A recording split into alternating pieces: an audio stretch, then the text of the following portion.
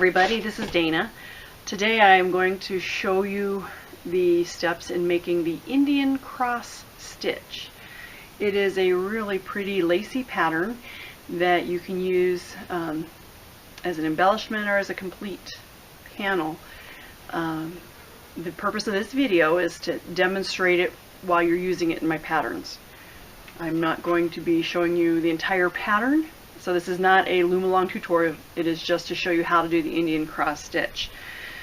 Here is the Indian cross stitch. This one is my, it's called my Indian cross stitch cowl. It's got a big old button on it here, so you have a variety of ways you can wear it. I'm going to come closer so you can kind of see the stitch. Looks the same on both sides. Really pretty stitch. And I have come to the conclusion that whatever stitch I'm working with is my favorite stitch, because I was working with this one earlier today going, oh, this is so pretty, it's my favorite stitch. This is a crisscross cowl, and I've used the Indian cross stitch as an embellishment in 4 different spots, and then I made an I-cord and wove the I-cord through it just for a cute little look. This is the Indian cross stitch embellishment that I've done in my, this is called the Manitou scarf. Really cool little scarf, fun to knit. And you can see the lacy open patterns there. That is the Indian cross stitch. Alright, let me grab my loom and we'll show you how to do the Indian cross stitch. Alright, let's get started with the Indian cross stitch pattern. I'm working on a 3/4 inch gauge loom, 3/4 inch gauge loom, and super bulky yarn. This pattern the stitch pattern can be done on any gauge loom with any weight yarn. I've worked a few rows of it, and now we're getting ready to start it. The pattern is made up of drop stitches. That's what this is called here, whenever you have long yarn in between. The way we do that, the general concept is you wrap the peg with yarn and let that sit for a little bit. Wrap it and let it sit. Wrap it, let it sit. And then when you come back through and work the cross stitch, we drop those wrapped stitches off of the pegs, and that elongates the stitch and gives us what this drop stitch gives us, the long piece of yarn. And then these ones are just normally knit. There's no extra wraps. It's just a normal knit and purl. Okay? So the first thing we have to do, the first row that we'll come to in the Indian cross stitch pattern, is going to tell us to unit 1, wrap 2. So what that is we perform that on each peg. We perform the unit and the wraps on a peg, and then we move to the next peg. So here's my first peg. I'm going to unit it and wrap 2. And I'm wrapping in the same direction as an E-wrap stitch. So that's all I do for this peg. Peg 2, I'm going to do the same thing. A unit stitch. So a unit is like a flat knit stitch. I'm going to knit that off, and then I'm going to wrap 2. And again, the wrap goes in the same direction as though I were doing an E-wrap stitch. Right now I am working from right to left. This technique is the exact same whether you're working from right to left or left to right. Okay, let's do it again. Peg 3, unit and work off, wrap 2 and let sit. Unit, wrap 2 and let sit. Unit, wrap 2 and let sit. Unit, wrap 2 and let sit. Unit that peg, wrap 2 and let sit. Unit or flat knit the peg, wrap 2, let sit. Unit, wrap 2 and let sit. Unit the peg, wrap 2, let sit. Unit, wrap 2, let sit. Unit, wrap 2. Whoops, I almost knit that off, but we're going to let those sit. Hello.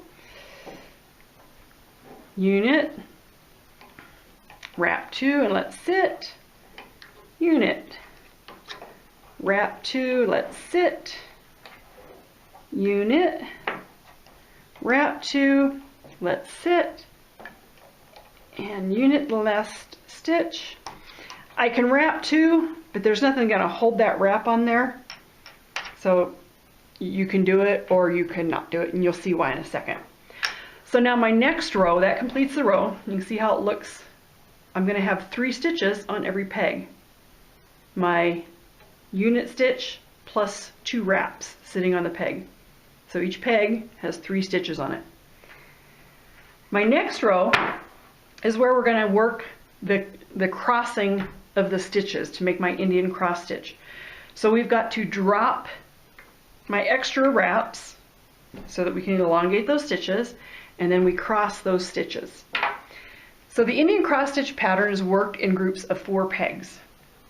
So I've got peg 1, peg 2, peg 3, and peg 4.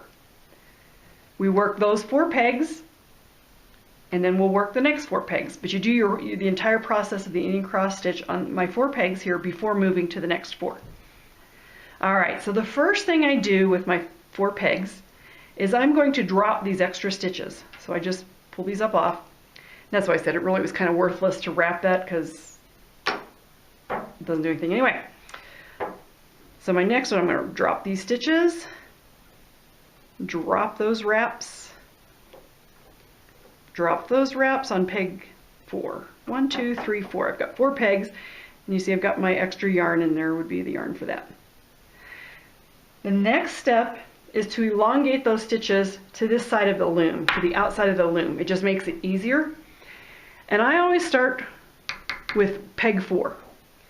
I'm going to grab it, and you can use a cable needle. I use my fingers. It's just as easy to use your fingers. So I'm going to elongate it to the front side of the loom.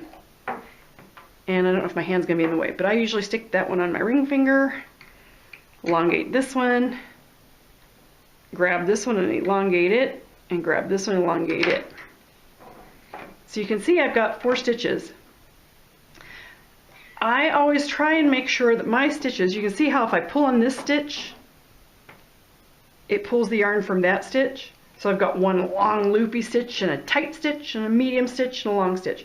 The object of the game here, folks, is that you want all 4 of these stitches to be equal.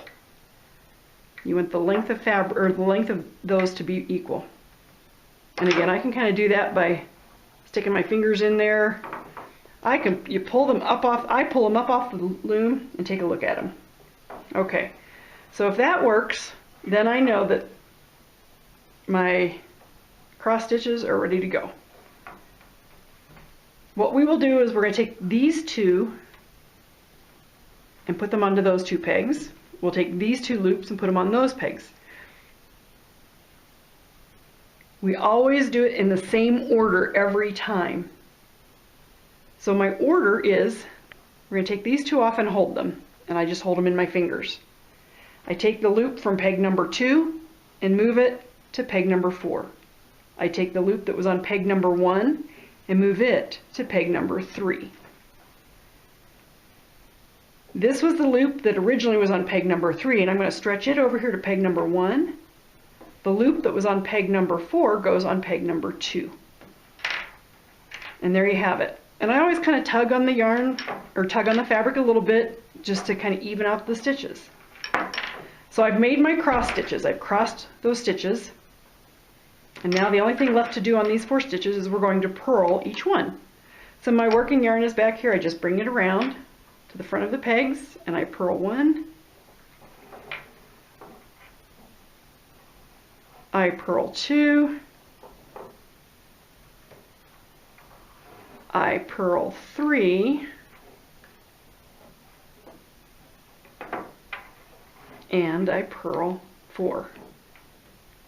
So that's my first group of 4 that we've done in the Indian cross stitch pattern. So now I move to my next group of 4. I'm going to call this one peg 1, peg 2, peg 3, and peg 4. The first thing I do is I drop the wraps off of these pegs. So there's 1, 2, 3, and 4. So I've dropped the wraps off of my 4 pegs. And I'm going to take the stitches now and elongate them to the front. So just pull that out, peg 3, peg 2, and peg 1.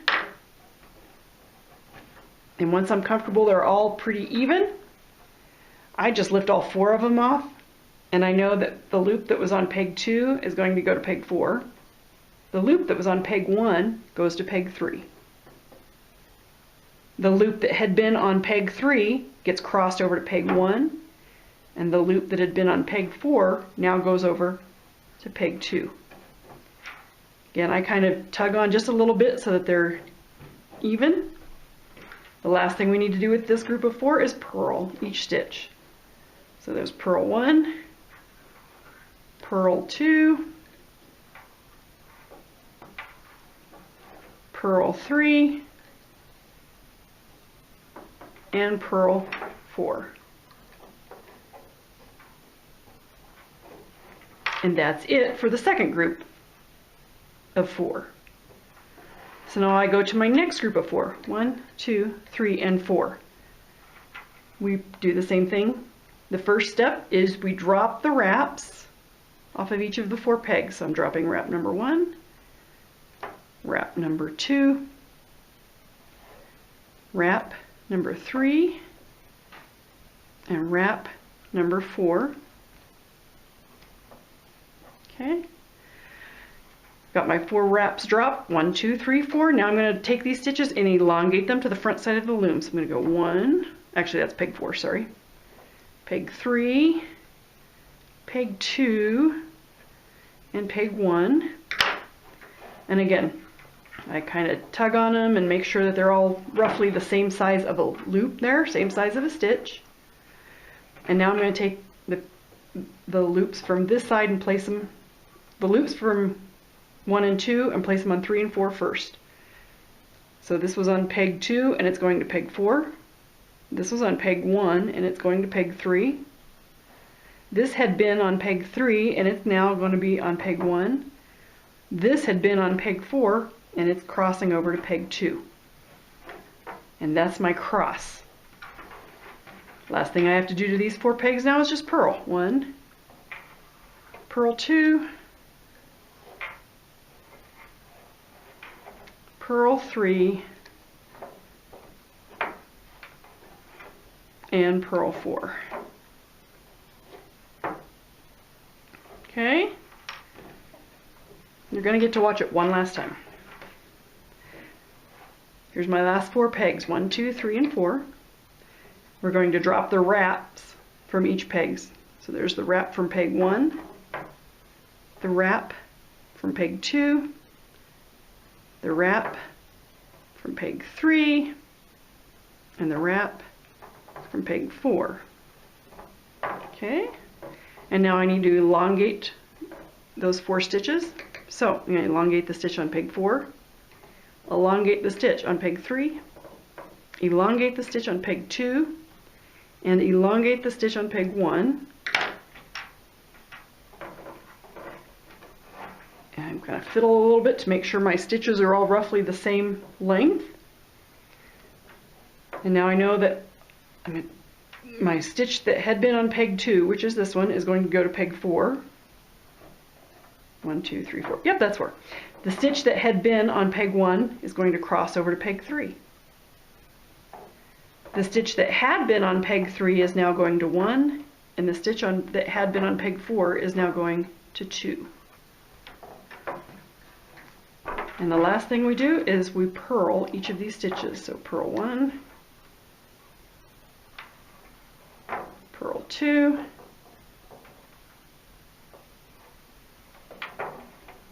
purl 3, and purl 4. So that is basically, folks, how you do the Indian cross stitch.